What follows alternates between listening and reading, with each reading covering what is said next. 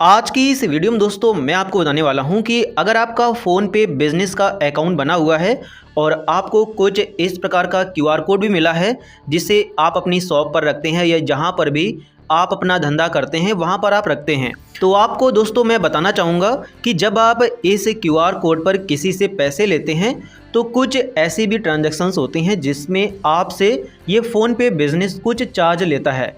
तो किस ट्रांजैक्शन पर कितना चार्ज लेता है, कितना आपको देना पड़ता है, किस प्रकार से ये लगता है, यही सारी चीज़ें आज की इस वीडियो में मैं आपको बताने वाला हूँ। इसीलिए अगर आपका भी फ़ोन पे बिज़नेस में अकाउंट बना हुआ है और आप अपनी शॉप पर इसका क्यूआर कोड वगैरह रखते हैं तो इस वीडियो को पूरा ध्यान से एंड तक देख लीजिए, क्योंकि इस वीडियो में आपको सारी चीज़ें पता चलने वाली हैं।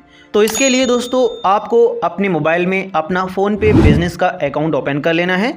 तो कुछ इस प्रकार से ये ओपन होकर आ जाएगा और यहाँ पर आप देख सकते हैं कि मेरा भी क्यूआर कोड बना हुआ है, मेरा ये स्टोर है तो यहाँ पर इसका क्यूआर कोड बना हुआ है। तो अब इसमें लगने वाले चार्जेस को देखने के लिए आपको अकाउंट पर क्लिक करना होगा। जैसे ही आप अकाउंट पर क्लिक करें उसके बाद आपको यहाँ पर पेमेंट्स इंस्ट्रूमेंट्स पर क्लिक करना होगा और जैसे ही आप इस पर क्लिक करोगे तो यहाँ पर आपके इस बिज़नेस अकाउंट में जो पेमेंट्स इंस्ट्रूमेंट्स इनेबल्ड होंगी, मतलब जिनसे आप पैसे अपने इस बिज़नेस अकाउंट में रिसीव कर सकते हैं, वो सभी चीज़ें आपके सामने आ जाएंगी। जैसे UPI, RuPay credit card, third party wallets, credit line और फ़ोनपे वॉलेट, सभी इंस्ट्रूमेंट्स मेरे अकाउंट में एक्टिवेट हैं। अगर आपके वाले में भी एक्टिवेट होंगे तो इसी प्रकार से आपको इनेबल्ड देखने को मिलेगा। अब इसमें लगने वाले सभी चार्जेस को देखने के लिए आपको व्यू चार्जेस पर क्लिक करना होगा और जैसे ही आप इस पर क्लिक करोगे तो आपको यहाँ पर सभी चार्जेस का डेटा देखने को मिल जाएगा। तो सबसे पहले यहाँ पर लिखा हुआ है यूपीआई। तो यूपीआई से आप जितना चाहें उतनी पेमेंट ले सकते हैं अपने इस क्यूआर कोड पर और कोई भी आपको चार्ज नहीं लगेगा। यहाँ पर लिखा हुआ है सभी यूपीआई पेमेंट्स फ्री हैं, मतलब जितनी चाहें आप उतनी यूपीआई पेमेंट्स करा सकते हैं और ज़्यादातर 99% जो पेमेंट्स होती हैं इन क्यूआर कोड्स पर वो यूपीआई के थ्रू ही होती हैं, लेकिन कुछ पेमेंट्स अलग कैटेगरी से करी जाती हैं तो उनमें लगने वाले यहाँ पर चार्जेस लिखे हुए हैं। जैसे वॉलेट, कुछ लोगों का वॉलेट बना होता है, जैसे फ़ोनपे में वॉलेट बना होता है, पेटीएम में बना होता है, मोबीक्विक में बना होता है। तो इस प्रकार से कुछ लोगों का डिजिटल वॉलेट होता है, तो अगर वो अपने डिजिटल वॉलेट से आपको पेमेंट करेंगे तो वहाँ पर आपको चार्ज देना पड़ता है। जैसे फ़ोनपे वॉलेट में 0.84% का चार्ज लगता है, लेकिन अगर वॉलेट ऑन यूपीआई के थ्रू किया जा रहा होगा या वॉलेट ऑन यूपीआई ग्रोसरी के थ्रू या wallet on UPI other categories के थ्रू, तो इसमें आपको कोई भी चार्ज नहीं देना पड़ेगा। एक तरीके से यहाँ पर आपको ज़्यादा चार्ज नहीं देना पड़ता है।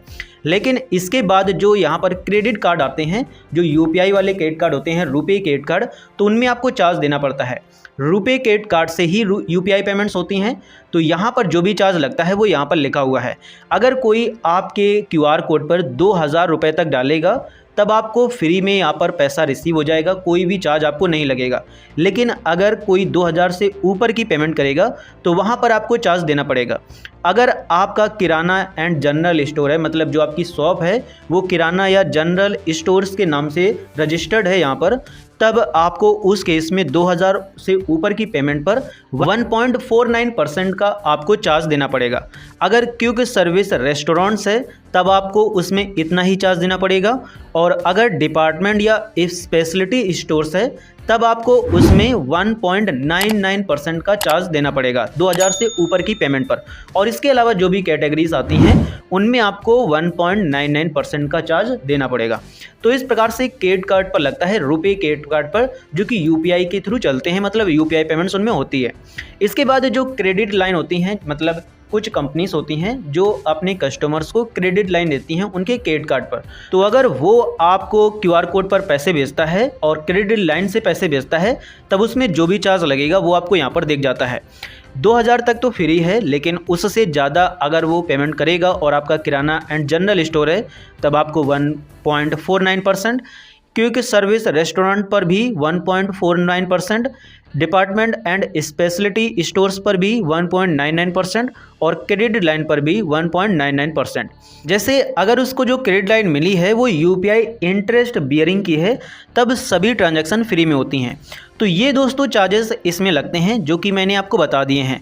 यहाँ पर जितनी सर्विसेज एक्टिवेट होती हैं पेमेंट्स वाली वो आपको इनेबल्ड देखने को मिल जाती हैं। तो ये सभी चार्जेस लगते हैं आपको इसमें पेमेंट लेते समय 99% केसेस में आपको कोई भी चार्ज नहीं देना पड़ता है, क्योंकि सभी लोग ज़्यादातर पेमेंट्स यूपीआई के थ्रू करते हैं जो कि फ्री है। लेकिन कुछ लोगों का वॉलेट होता है या क्रेडिट लाइन होता है या क्रेडिट कार्ड होता है, तो अगर वो उससे पेमेंट करते हैं तो आपका उसमें चार्ज कटता है। और ऐसा नहीं है कि ये चार्ज फ़ोन पे ही सिर्फ लेता है, अगर आपके पास पेटीएम का क्यूआर कोड होगा तो उसमें भी आपको चार्ज इतना देना पड़ता है। मतलब थोड़ा कम ज़्यादा हो सकता है कि उसमें ज़्यादा देना पड़े, हालांकि मुझे ज़्यादा पता नहीं उसके बारे में, लेकिन ये मेरे पास है तो इसके बारे में मुझे पता है। तो इसमें इतना चार्ज लगता है, ये मैंने आपको बता दिया है। साथ ही अगर आपके पास गूगल पे का होगा बिजनेस अकाउंट, तो उसमें भी क्रेडिट कार्ड और वॉलेट वगैरह पर तो चार्ज उसमें भी लगता है, पेटीएम में भी लगता है, मोबीक्विक में लगता है। लेकिन कितना लगता है वो मैंने इसके बारे में आपको बता दिया है। तो यही दोस्तों इसमें पेमेंट लेने पर चार्ज लगता है, जो कि मैंने आपको बता दिया है। इसके अलावा अगर आप इन पेमेंट्स इंस्ट्रूमेंट्स को डिलीट करना चाहते हैं, जैसे आप चाहते हैं कि आपको कोई भी पेमेंट क्रेडिट लाइन से ना कर पाए ताकि आपको कोई चार्ज ना देना पड़े, या फिर रुपए क्रेडिट कार्ड से ना कर पाए, तो इन चीज़ों को आप अपने इस अकाउंट में बंद कर सकते हो। इसके बाद कोई भी आपको वो पेमेंट ही नहीं कर पाएगा, सभी लोग यूपीआई से ही पेमेंट करेंगे।